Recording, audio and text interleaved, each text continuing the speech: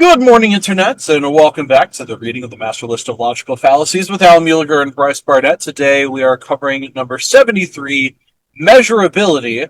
And before we dive into it, Alan, how are you doing today? How's your week been? It's been good. It's been a while. This week's been a powerful week. I've got an event that I'm running in a few weeks, and it almost looked like I wasn't going to be able to pay for the venue until about an hour ago. So Wow. I'm happy that was done, but that was weighing on me pretty heavy. So I'm in a emotionally I'm a little spent, but I'm happy. I'm genuinely happy we're doing this because it gives me a space to kind of take my mind off of uh, trying to will things over the finish line all the time. So I'm happy to be here. Happy you're here too. All right, Measurability, let's go. Let's get it. 73, measurability. A corrupt argument from logos and ethos, that of science and mathematics. The modern fallacy of measurability proposes that if something cannot be measured, quantified, and replicated, it does not exist or is nothing but anecdotal, touchy-feely stuff, unworthy of serious consideration, i.e., more gossip or subjective opinion. Often achieving measurability necessarily demands pre-selecting, fiddling, or massaging the available data simply in order to make it statistically tractable or in order to support a desired conclusion. Scholar Thomas Persing thus describes the modernist fallacy of falsely and inappropriately applying norms, standardizations, and data point requirements to quantify productivity for success. This is similar to complex question, measurability, and oversimplification fallacies where the user attempts to categorize complicated/diverse topics into terms that, when measured, suit their position.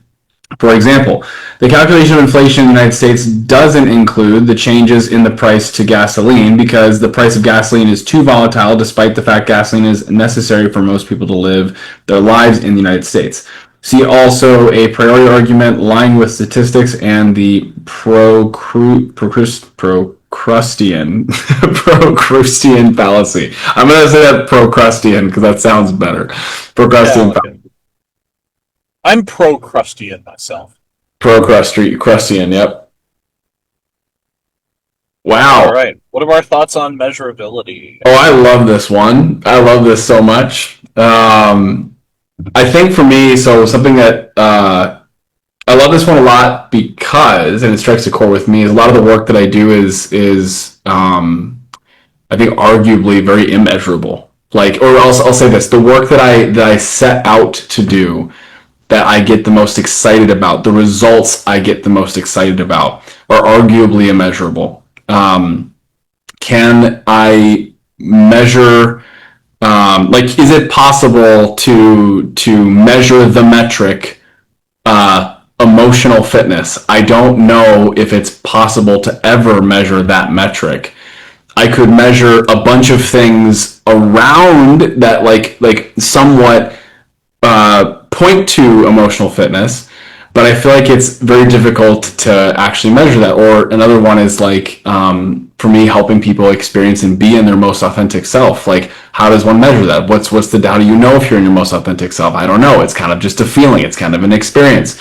And yet, even though I couldn't measure it, I can tell you that I can produce that result in people over and over and over and over again. So even though it's not technically measurable, it's still done and it's very fucking real, and I do it all the time.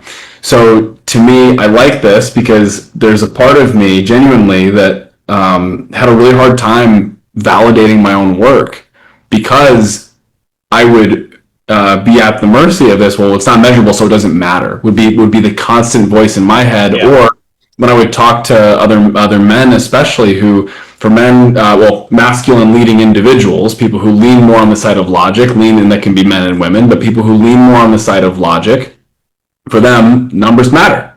It's like, is it produced? Can you reproduce that? Is it measurable? If it's not, then it's not real. And it's like, Well, hold on. I want to make sure we're not equivocating the word logic, especially in this series. sure, Because if you're saying that someone is erring on the side of logic, but they're being fallacious, by definition, they are not being logical.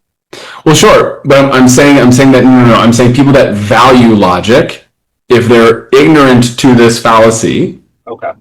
okay, people who value logic who are ignorant to this fallacy are then like, oh, well, because you can't measure happiness, therefore the work you do is invalid. And to me, it's like, or you can't measure the results. Like, how much more money do people make by working with you? I don't know. Some of them make a lot more money. Some of them don't make any more money at all. It just depends on what each person is going after. Well, then it's not real. Then okay, well, cool. So this is it's actually poking at kind of a soft spot on me. That's why I'm getting all agitated about it. But yeah, so that's my thoughts on that one. Yeah. I have some thoughts, but just to stay on topic, I do want to touch on what you talked about. A lot of the things that you do um, are measurable in the sense of there is some arbitrary way to be like, how do you feel in your confidence about this subject over 10 Yeah, before they started and after, yeah. right? You can get like, yes, it is arbitrary, but and I think that part is what the fallacy is also talking about. There are some things that cannot be measured, but in this instance, I think the work that Alan is doing can be measured. It's just that the measurement is arbitrary. You have to take your client's word for it rather than Is the word is it subjective or arbitrary? Which one is? Because I feel like arbitrary. My understanding of the word arbitrary means like nonsensical, and I don't know if let me look up the word. actually. Yeah, in the example of how confident somebody is, I would probably say that is more subjective. But I think another one. What was another one you brought up? Like how much? Well, money. Okay, that one's definitely quantifiable, like Yeah, for sure. Full stop. totally. Um, what was another one? You said that people criticized you for not being able to measure what? It's just like it'd be any like the challenge with doing emotional work with people is that most of the time the reason it's written off is because at face value or at the traditional easy to grab measures, it's not immediately measurable. Okay. And so it's like how do you measure if someone feels like their life is more in alignment with who they are, why they're here, how they're meant to bring that to the world? It's very difficult to measure.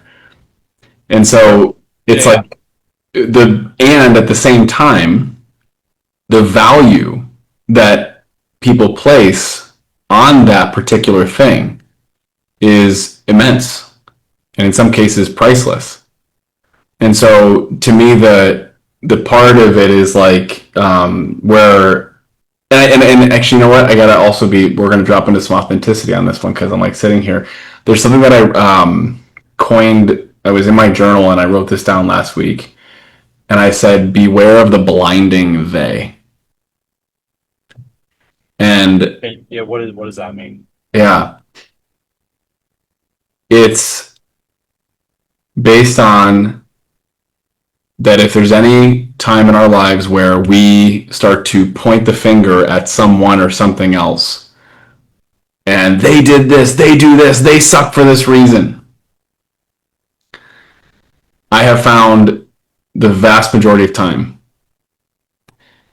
we're just projecting something onto someone else that we don't know, we don't understand, and thus the projections that we throw on that individual or that thing is actually something in conflict within ourselves. Do And you remember so what fallacy that is? I don't remember. Outgroup. Oh, awkward.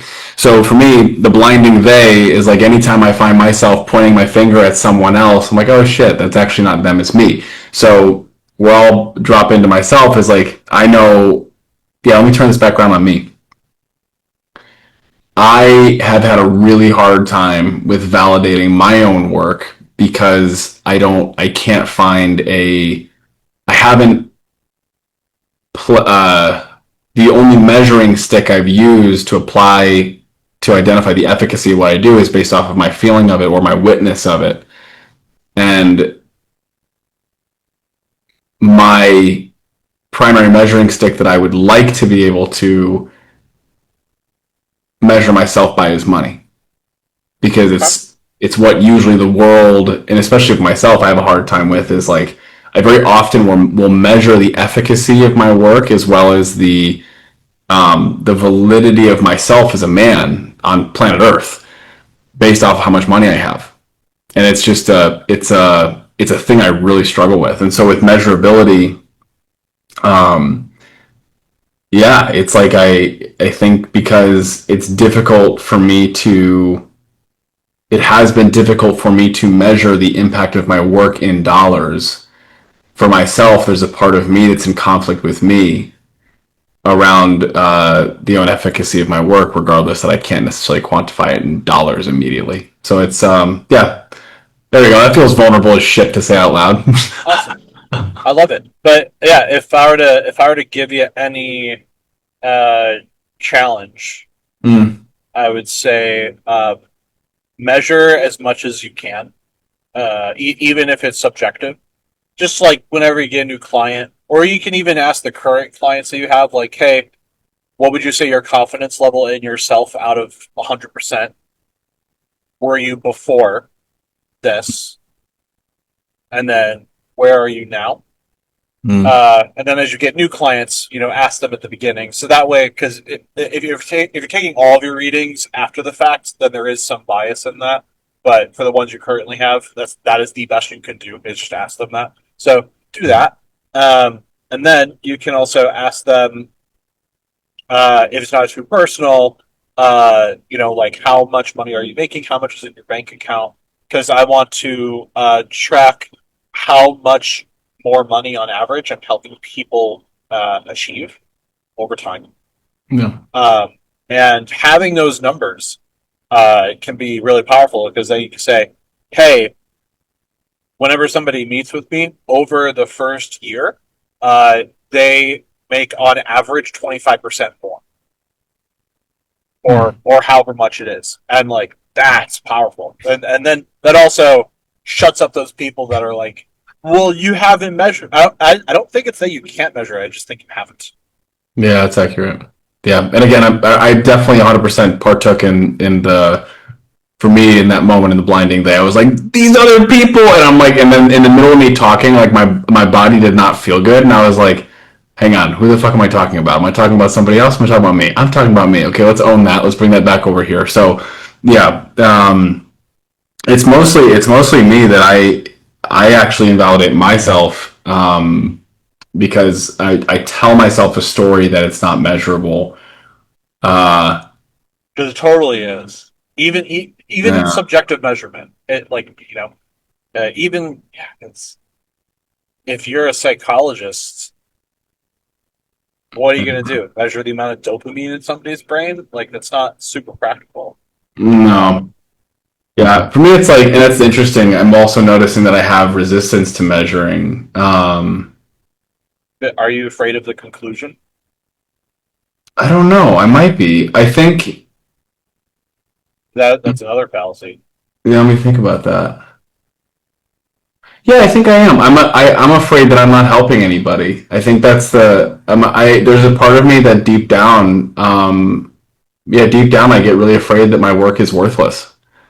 Yeah. Um, Well, wouldn't having the numbers settle that once and for all?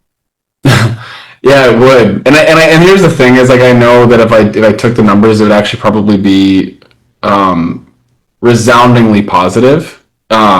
It's just I'm acknowledging in this moment that there is a part of me that is deeply afraid that the work that I do is absolutely worthless.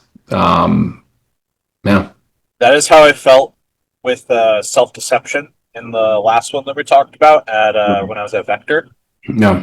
because I was afraid of, and like, all right, I'll finish my thought. Because I was afraid that if what I was doing wasn't productive, um, that this was a waste of time, and that if it's a waste of time, um, then I would basically rather pretend that it wasn't, rather than checking to see if it was or not. Yeah. Um, and that's an even bigger waste of time to not do that because let's say you get the results and it comes back and it looks like, oh, I'm doing great. Okay, now I have more um, validation in what I'm doing. Yeah. And if it comes back and it's the results are negligible, they do nothing, or I'm making it worse for people, like that's like nightmare scenario, Yeah. right? Yeah. Then I think that would be a wake up call to it's time to do something different. Now, I the reason why I was interrupting myself earlier is because that is a really hard thing to like pivot paths when you have your whole life built upon this thing needing to work and and it was just not. When I was with Vector, that was a really hard thing to change.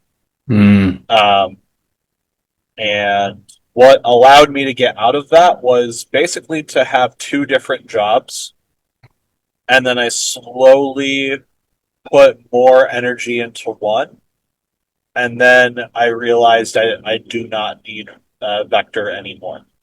And once I realized I don't need it, then the light bulb in my brain was like, okay, now I can question this. I still worked there for a while, Mm. um, but when I began to question it, I'm like, they're doing this fallacy, they're doing this, and I brought up to the reach manager, I'm like, hey, like, cool talk and everything, but I noticed these fallacies being occurred. One was the either or fallacy at like Conference of Champions. There's a big ass uh, lecture about either you work for yourself or you don't. And I'm like, I'm the third option where I do both, and I do see value in both. And it is dishonest to say it is truly one or the other. I told that to the region manager, and for them it was also a light bulb moment. They're like, "Wow, I actually never thought of that. That is fascinating." So, and I believe that the region manager that I had at the time was authentic in saying that. I don't think they were deliberately uh, trying to be deceptive um, at all. So, but anyways, yeah, it was after that that I then compared that to like other jobs I've had slash doing or want to do, and I'm like, these other jobs do not do these fallacies, and um, I was realizing that Vector had more in common with religion and cults than it did with jobs that um, were more employee based or Mm. even non employee based. Because I also do YouTube, and even YouTube doesn't do this thing where if it works for you, that means that the program and the job is great. And if it doesn't work for you, that means that you are bad. That Yeah. that mentality is like a cult religious thing. Yeah. Where if I were to do religion, if things are going good, it's God's fault. If things are going bad, it's your fault. And there's Yeah. no possibility of God doing the bad thing. Yeah. So, and that's or Vector doing the bad thing. No, that's impossible. Vector's perfect. So, Yeah. and that's kind of the dogma. I don't want to say that Vector is a cult because Alan and I had this conversation before. And he convinced me that it's not. It doesn't quite meet the definition of a cult, so I won't call it that. Um, but I think part of it was like something about like risking your life or something like that made it a cult, which I don't think Vector does that. And if you really want to stretch it, I wouldn't call it that. But anyways, um, yeah, and that's when I was like, I don't think I need to do Vector at least right now. I don't know. I don't think I ever will. At least with the company. Maybe I'll sell Cutco by myself without involvement with Vector one day, maybe. but I don't know. Yeah, I don't think I need that anymore. Yeah. Anyways, that's my thing with Vector. I know Alan has a lot of vulnerable thoughts that are going on with him right now, so I don't want to hog. No, you're doing great, man. That's what this is for.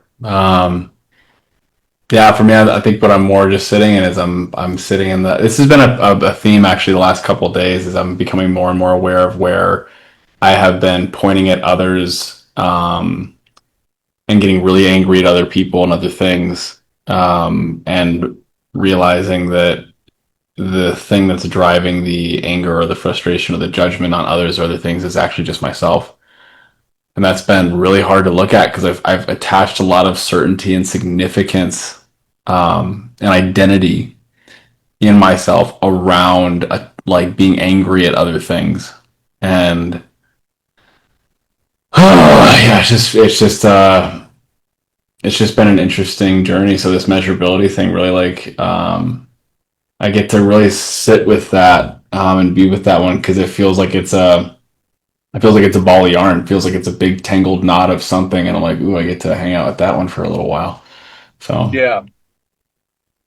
May I poke at this vulnerability just a little bit more? sure, poke Okay. as much as you like, my dude. Okay. Because I don't want to come off as like I'm not going to attack your ring.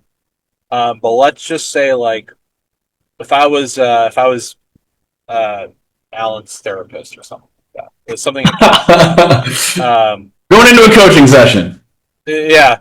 Let's say you know it's more likely than not somewhere in the middle. But let's say best case scenario, worst case scenario. Best case scenario, Alan measures all the things that he can subjectively and comes back with great results and now has uh, incredible conviction that he's doing the right thing. And that's one of the things that he said, you want to bring to the table going through this list was walking away from it with incredible conviction, something like that. Or maybe I'm wrong. I remember. Okay, whatever. So let's say that's that's best case scenario. Worst case scenario, like nightmare scenario. Let's say Alan does all these tests and finds that not only in the best circumstances people see no improvements, but that the majority of them are actually seeing uh, their money and happiness go down over time. I doubt that's the scenario. I think Alan's capability of picking up on that is better than zero. So, like, I don't think that's the case, but let's just throw it out there. Alan, if it was nightmare scenario where you decide to do all these tests and it came back overwhelmingly, this is negative for anybody. At best, it does nothing, and at worst, it really harms people. Where would you go? And if you take if you if you need to What do you take mean? Where would I go? like where would you take your business? What would you do? And you don't need to like come up with as not me attacking.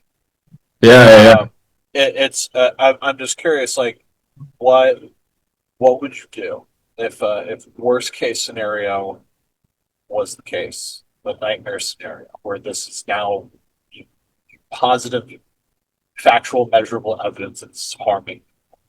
There's no way that's the case, but just like I think it's always important to go to the extreme of either end, and Yeah. then know what you're going to do in either scenario, so that way if you get something in the middle, you know what to do from that point on. So we know best case scenario. What would we do in nightmare scenario where it turned out that we were harming people this whole time? Because that's how I felt at Vector.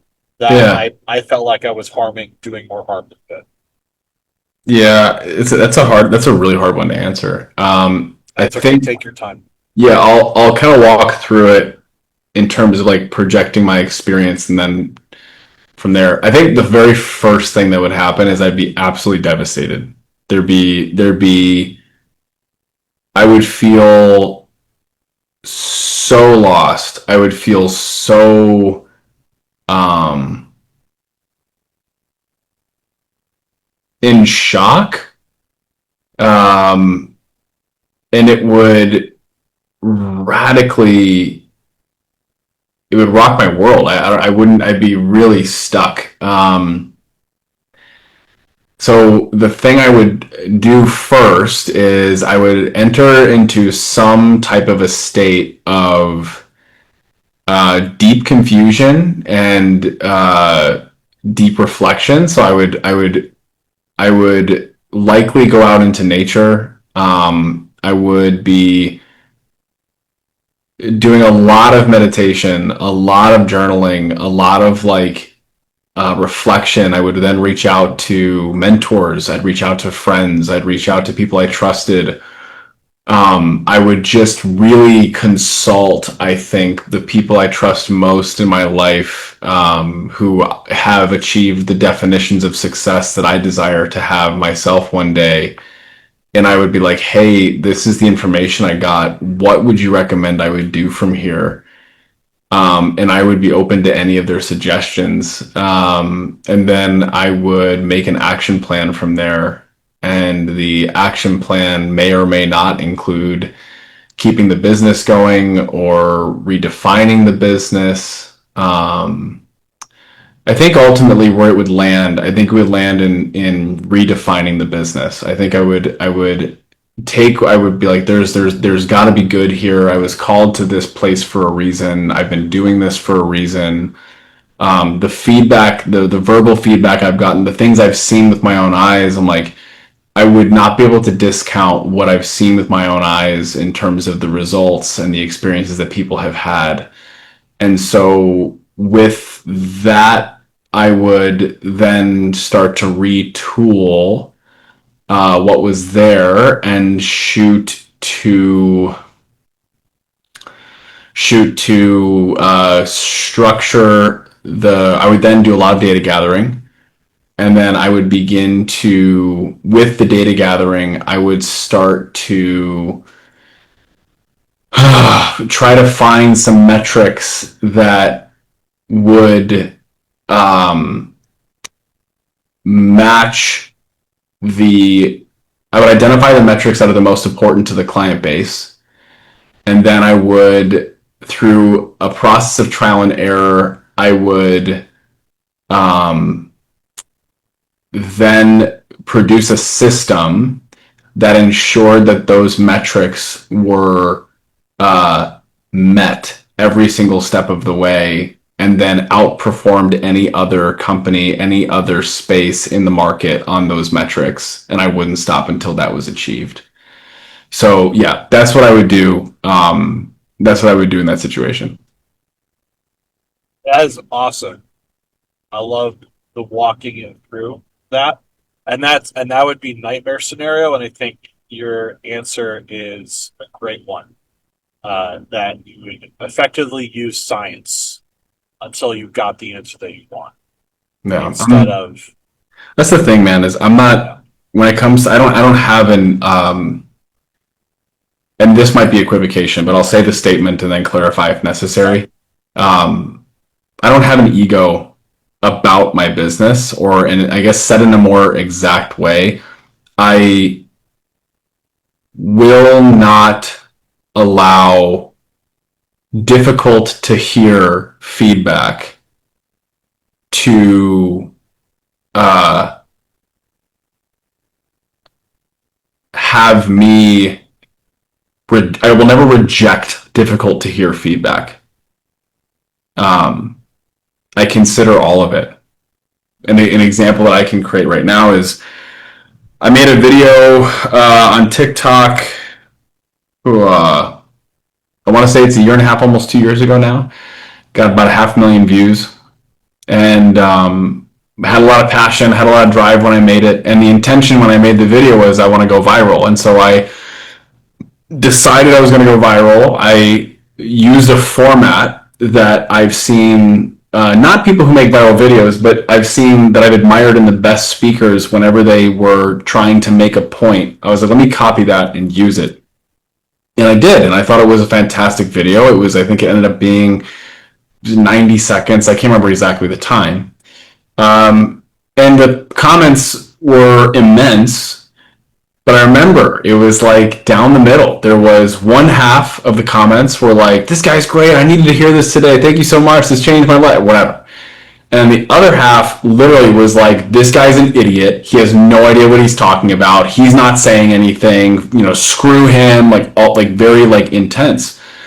And I remember reading that, and at first, my first instinct was to, like, I think anybody would be. Yeah, fuck those people. And then I thought about it. I'm like, no, those are humans. And no matter what led them to say that, they said it. They took the time to put that in there.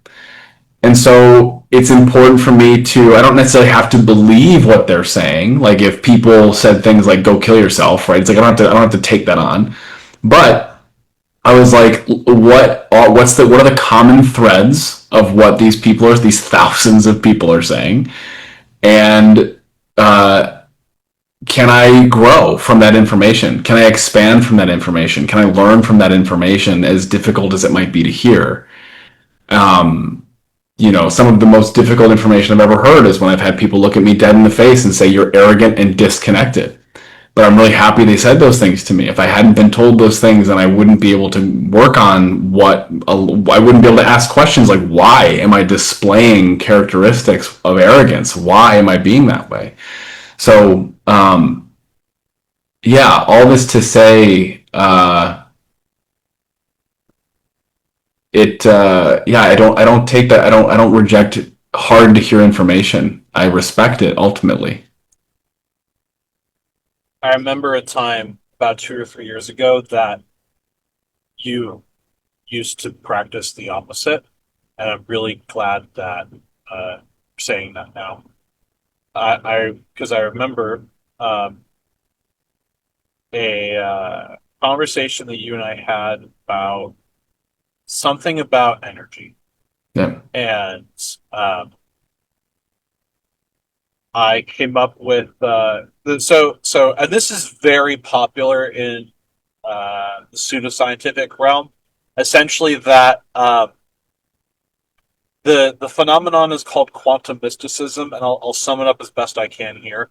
There is a belief that um, somewhat that people have the ability to um, project their emotions and thoughts and feelings by uh, on an atomic level, uh, vibrating their atoms to a specific, and here's another buzzword along with vibration, frequency, so that other people can pick up that frequency like a radio and know what the other person's feeling, and uh, and that is a more deeper connection with people that you can have than like any other type of communication.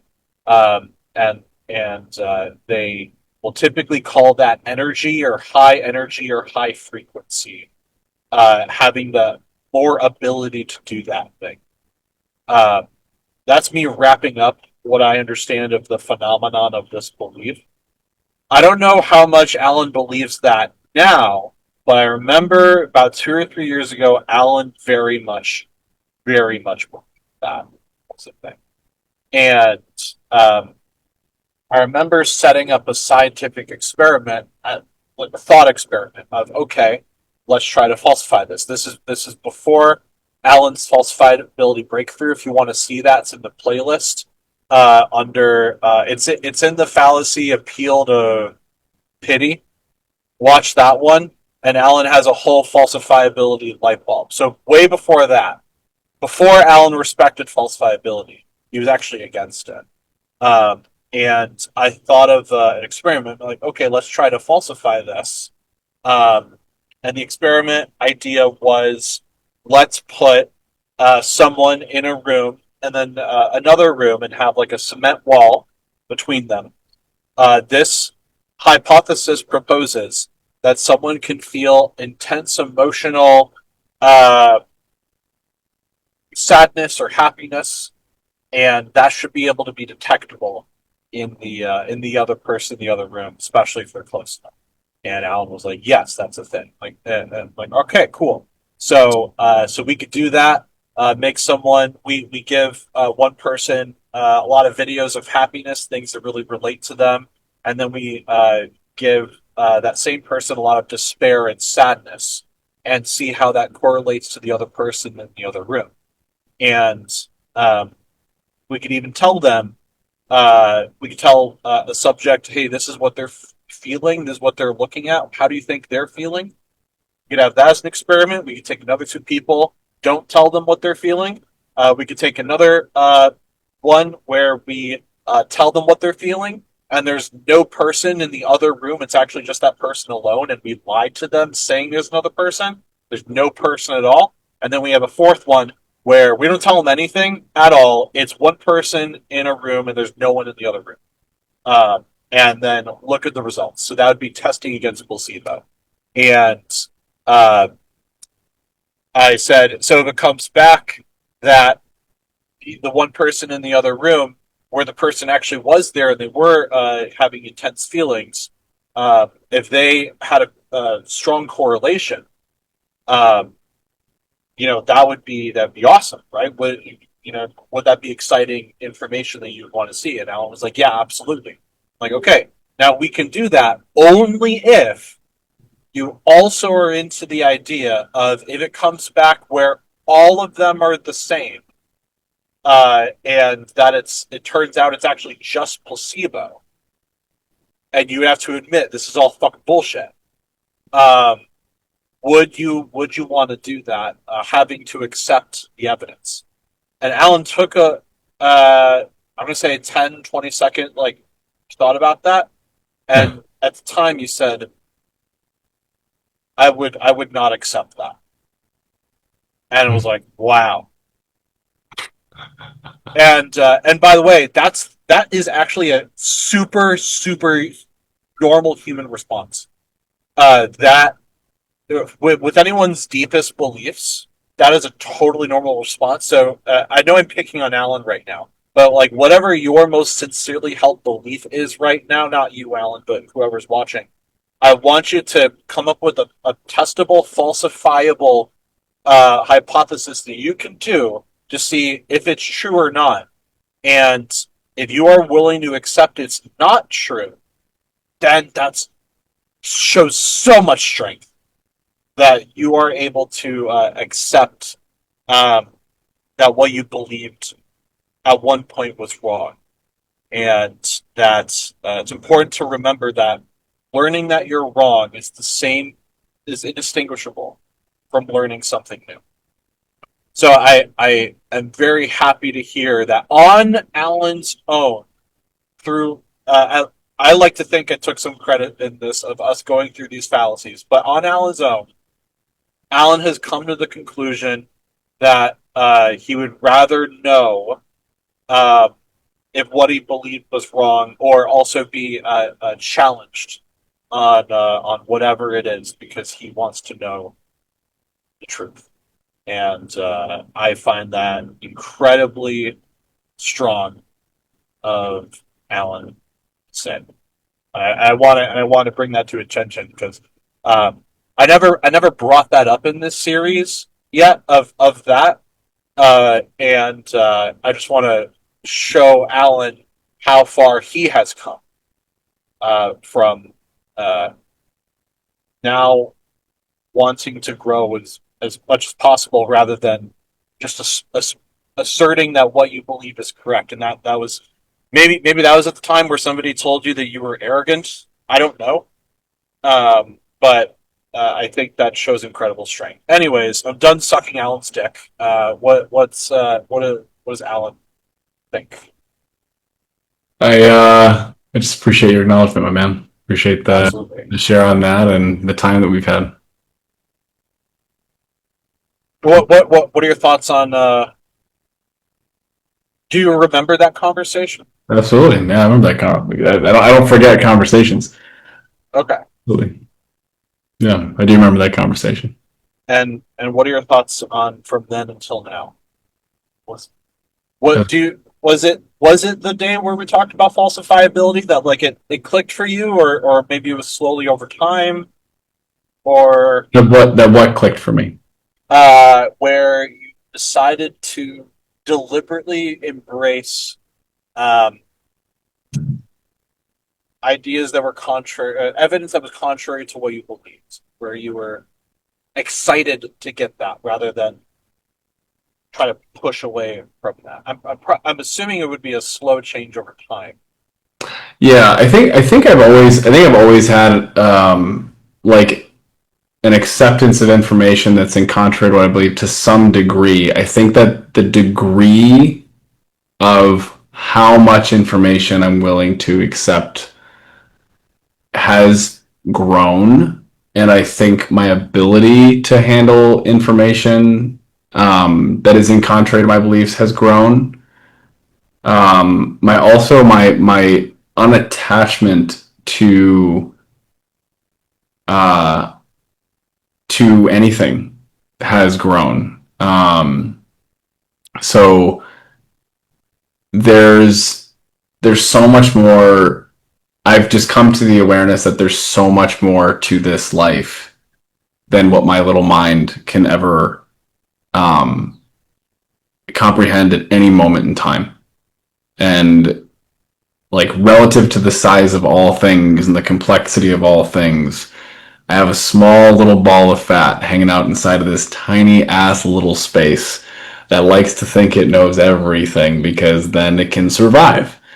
And so to me, I've become much more comfortable through time and through very difficult experiences and yeah, that I think that compared to what's really going on in the world and how everything really works, I think very few people have any idea how it actually all works. Um, I think even science, if we give science 10 more years, science is going to look at everything it knows and go, fuck, we know nothing. So, like, Well, hold on. I wouldn't go there. Um, Science is built upon the things that we already know, and we get more and more refined. At no point in science history have we ever said, "Oh, now we know the opposite thing. Now it's actually the opposite." That's never been quite the case. I think the best possible example for that would be when we thought that there was an ether in space, and then it turned out it was just space. what That's about what that's about when we all thought that the Earth was flat? that was way before science. When science emerged, like the idea of falsifiability being celebrated, um, that's when that really came to light. And then the big thing on top of that is when peer review came in. Uh, I'm totally shitting on like your powerful story right now, but I do want to defend science here. This is lay science with Bryce after all. So I Sure. do okay. But So yes, to me, it doesn't. effectively yes. What you're saying is yes. I don't perceive what you're doing as shitting on my story. Okay. So you're good. You're simply stating that which you believe based off of what you know right now. And so Yes. to me, I would never look at what you're doing and say he's shitting on my story. that's a Okay. that'd be a really shitty meaning on my part to put on something that would ultimately lead to nothing productive. Very good. Really quick, I want to wrap up measurability here. So there are other things, especially in science, like anthropology, that comes to my mind when it comes to things that can't really be quantified, measured that well. Especially like the evolution of different animals when you're comparing different skeletons. It's really hard to say, okay, this one is different from this one, even though they're like in the same genealogy, like one evolved Yeah. into one. It's like where is the line between one thing and another thing? And the answer is there isn't one. And so just because we can't say we cannot have the exact quantifiable of like this thing is different than this thing for these reasons. It's an emergent property. That's just one example, but there's many things in the universe that are emergent properties of multiple things working together. That what we call society, what we call city versus a small town, what we call the justice system, what we call democracy, is doesn't mean it doesn't exist because it is arbitrary or can't be measured in that capacity. Uh, that is important to distinguish here because there are some things. I really liked Alan's example where a lot of it was subjective. And that is part of this, where some people are like, well, if it can't be quantified, sure, you can't quantify that, but you can subjectively measure people's experience. But even more vague things like society and justice, that's really vague. But we can't say that those things do not exist just because they are arbitrary and an emergent property. So, anyways, that's the fallacy. And, really quick, because I remember I never had this conversation with Alan, so I don't know where this is going to go. I because yeah, 2 or 3 years ago, Alan, you very much believed this energy frequency vibration thing. I did at the time provide some sources, definitely to the contrary of that. I'm curious, has your belief on that? I'm assuming it changed to where it's not quite what you thought it was at the time. But I'm not sure where you land on it now. I haven't talked to you about that. Yeah. Yeah. I think my comment on that or my thought on that is there's so much more, there's so much more, to how this whole thing works than I think any of us could comprehend. And so, do I believe that it's through,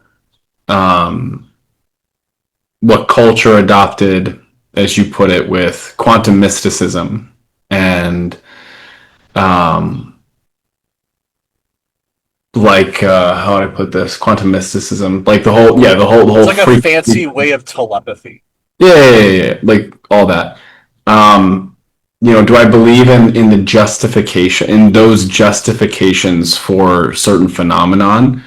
Unsure. I'm not. I haven't. I have let go of needing to know how all of it works.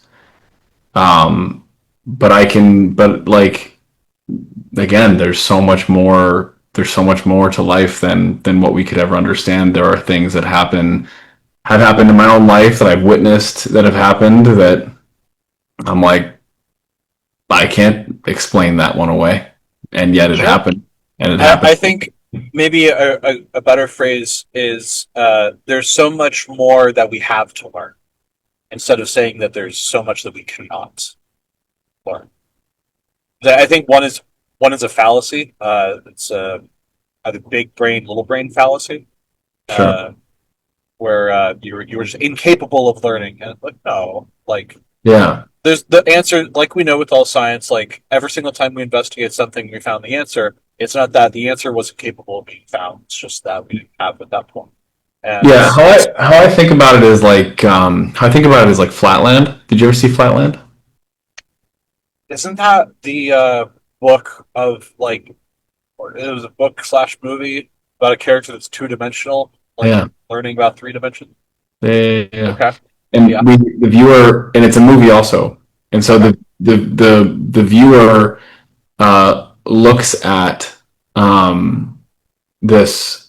We're looking at this world that's on a two-dimensional plane, and we're seeing these squares and circles and things, and they're sliding around on this two-dimensional plane, and they're talking with each other and communicating with each other. But of course, we are viewing them on a three-dimensional plane, so we're looking down upon their plane, and they are confined by 2 dimensions. So they're communicating with each other, talking with each other, and they're doing so um, in a they're doing so within the confines of 2 dimensions. So they don't know up or down; they just know north, east, Left, south. right, forward, Yeah, back. yeah, left, yeah, all that stuff, right? So they just know directional and example, if a square comes in contact with a sphere, or with a circle, they wouldn't know right away that it's a circle, and the circle wouldn't know right away that the other one's a square, because the edges are not quite defined, all this kind of stuff. So it was that type of a world. So you're watching this, and then what ends up happening while the square is hanging out doing his thing and going through his story, he's encountered by this object, this being that is talking to him, but he can't see. And he's like, and the voice is talking to him, and he's like, where are you? I can't see you. Where are you? In my house somewhere? Are you a burglar? What are you doing? And the voice is like, no, I'm not. I'm not in your house, but I am above your house. And there's above. What do you mean above? That doesn't exist. There is no above. What does that word even mean? And he's like, well, I'll show you. And then the sphere enters into the plane that the two-dimensional square is in, and of course it goes from a dot to this big object, and then he's like, what the hell are you doing this? This is incredible. And then the sphere says, well, look, I can even touch your body. I can touch parts of you. What do you mean you can touch parts of me? And then it pokes the square inside of its body, because the square can be seen on that plane. And it freaks out the square, and the square doesn't even have any concept of what's going on, and is so freaked the hell out. And then later on in the very end of the movie, as they're going through this whole process of showing us how a two-dimensional being would integrate or learn or talk with this three-dimensional being, and all the concepts that all the debauchery that could bring up, at the very end, they show an image of a rotating object. It appears to be rotating, and it's moving in very funny ways, and it's hard to understand what it is. And the implication is that that is a four-dimensional object being projected inside of a third dimension, which looks different and odd, but it's because it's operating from an additional dimension. Yeah.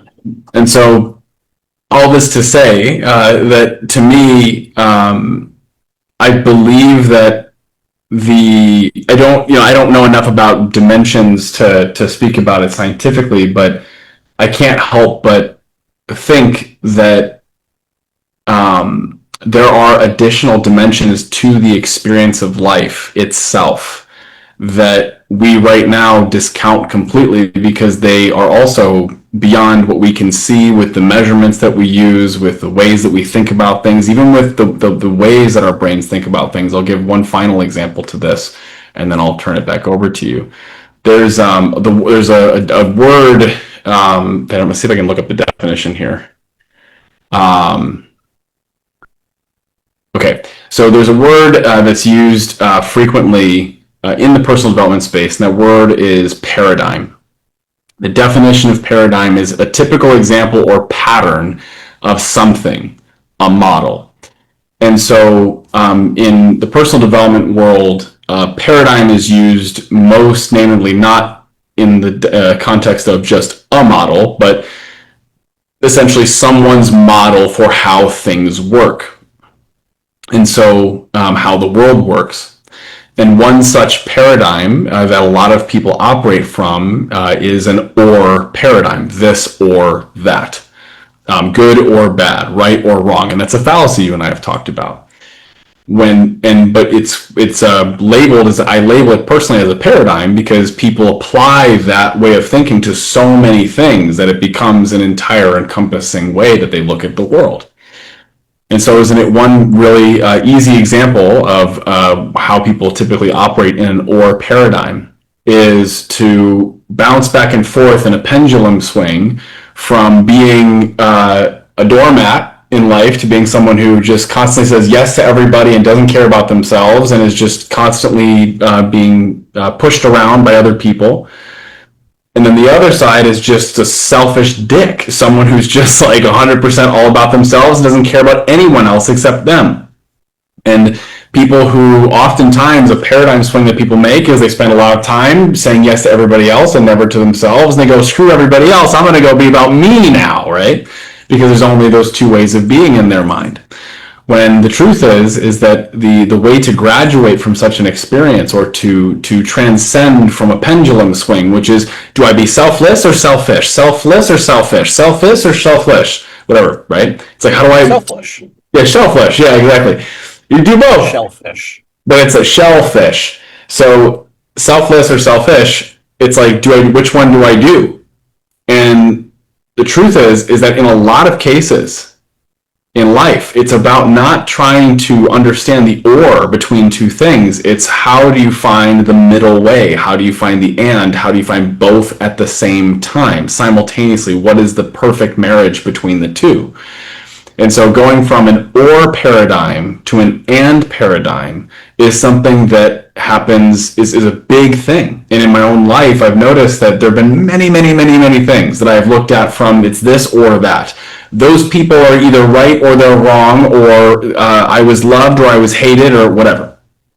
And for me, as I've begun to take these dichotomies in my life, and I've begun to one at a time take all of them, and again, one at a time take them from or to this or that, and figure out what's the middle way of these things. I physically see the world differently. I physically experience the world differently. It has come to shape a lot about how I operate in the world even. It's why I'm able to be more unattached to things, because I don't look at things it's either certainly this or certainly that. It's like, no, sometimes it's like it can be all over the place. So for me, or we could just not know. Or we could just not know, right? So the whole thing for me is like my position on, you mentioned the energy piece, is that I believe frequency vibration thing. Essentially the quantum mysticism. Yeah. It's like, I believe what these things, personally, what I believe is that we'll put the whole umbrella, we'll call this quantum mysticism, is the whole umbrella. I believe that quantum mysticism is pointing at something, albeit not wholly effectively, but it's pointing at something that I believe is worth pointing at. What that thing is, I don't know exactly. What's the science behind it? I don't know exactly. But what I can tell you is that for me, I believe there's more to learn about these things that quantum mysticism is attempting to point at. If that's my personal belief on it. Awesome. I really appreciate you diving into that and being super specific. I think that is more of a conversation for another time. And really quick, the difference between selfishness and selflessness. I think that, you know, a lot of stuff are win-win scenarios where it could be both. It could be beneficiary for yourself and other people. So yeah. I don't think it's has to be an or situation. And then when it came to the other dimension thing, I just want to I googled it really quick just to make sure I'm not messing this up. So the standard model particle physics, basically this is the leading theory of quantum physics. I heard something that they did require more than 4 dimensions, but I wanted to Google it just to be sure. Actually, unfortunately, no. It right now it works with just 4 dimensions: length, width, height, and time. So we don't need more than that. However, string theory, which is a mathematical philosophy, it's not quite science yet, unfortunately, because there's no falsifiability in it. But it's it's this weird dance between philosophy and science, because something that is philosophical can become science once some part of it becomes falsifiable. So, string theory is something that's mathematically predicted based off of the world around us. Anyways, that thing requires 10 or 11 dimensions. I think the one is all of the universe itself as singular dimension or not. But otherwise, the math requires 10 or 11 dimensions in string theory for the whole universe to work. So if string theory is correct, after all, it's mathematically correct to describe the universe, but unfortunately, there's no falsifiability aspect in it. It just describes the universe as we know it. So that's cool. But unfortunately, it has no additional predictions that the standard model doesn't already predict. It's just that the standard model doesn't include gravity. Anyways, this is super nerdy specific, but I just want to like throw that out there as far as like dimensions go, because if there are more than four, I would want to say, well, Alan, we do know that there's more than four. There's four, at least right now, and with anything that's falsifiable that we can test with it, it's only four. But anyways, we spent a long time on measurability. I hope you guys enjoyed. It was a fun time, and I think that was an extremely productive conversation. And I'm glad that we had it. Hopefully, helped you guys out, helped us out. And yeah, any final thoughts, Alan? No, this feels good. Appreciate the conversation. Awesome, absolutely. All right, well, we'll see you guys in the next one.